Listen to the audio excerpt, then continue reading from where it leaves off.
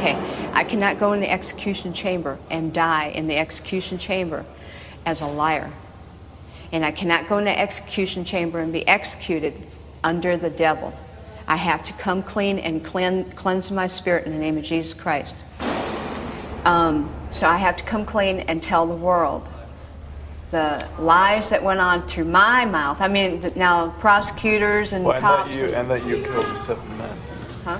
That you killed those men in cold blood. Yeah, and I got to come clean that I killed those 7 men in first-degree murder and robbery. As they said, they had it right. A serial killer. Not so much like thrill kill. I was into the robbing biz.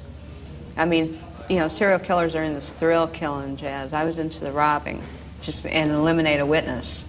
But still, then again, I got a number, so it's serial killer. But I'm coming clean before I go in that execution chamber and be executed. That I killed them. And so when you met them, from the beginning, did you know that you were going to kill them? When they picked you up in their cars?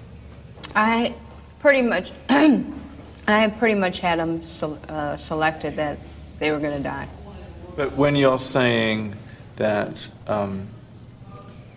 there was no self-defense, so there was no self-defense? No, there was no self-defense.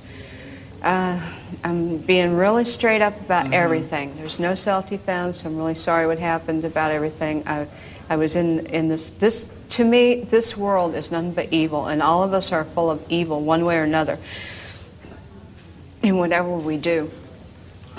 We have evil in us, all of us do.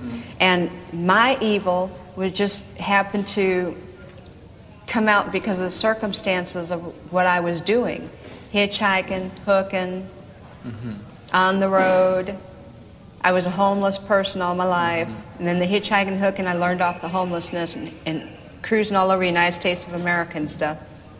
And so learning how to be a hooker as a hitchhiker eventually got tiring. In the end, I carried the gun for protection, but then I got where I was getting a real problem. Our rent was due, $1,200 behind. Tyra was doing a lot of beer drinking and stuff. She wanted to go out all the time, so she was burning up the money I was making. I was making good, about $200-300 a day, sometimes But did $150. and did she know what you were doing? Oh yeah, Ty always knew everything I was doing. So you were very close? Yeah, we're... All right. And I still miss her, and I still love her, but I'm really sorry about everything I've done. I miss Ty. I lost Tyra over this, and then the people that lost their loved ones and everything. I really think first about the people that lost their loved ones, and then Ty second, because I have to put them in first on this whole thing. I'm really sorry for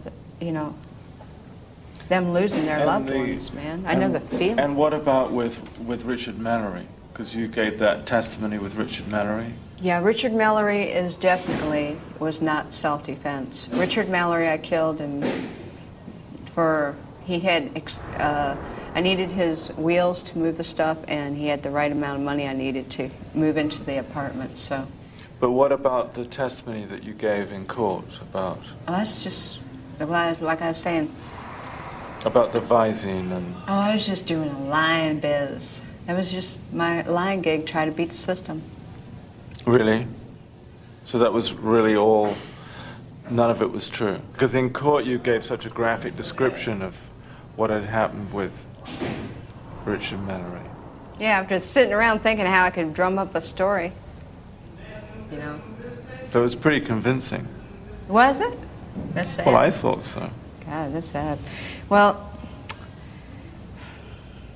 And it's not that you just decided that you wanted to die and you wanted to get it over and done with, that you changed your story. No. The reason is it's serious.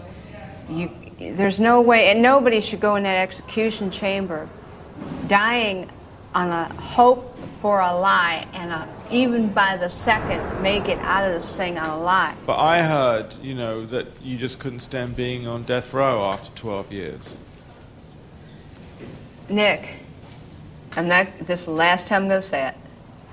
You have to kill Aileen Wuornos because she'll kill again.